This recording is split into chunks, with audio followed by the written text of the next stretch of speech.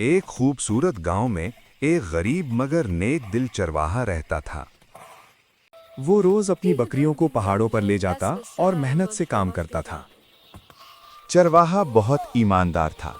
उसे सच बोलना और दूसरों की मदद करना पसंद था। एक दिन जंगल में उसे एक भरी हुई थैली मिली। थैली में सोने के सिक्के थे।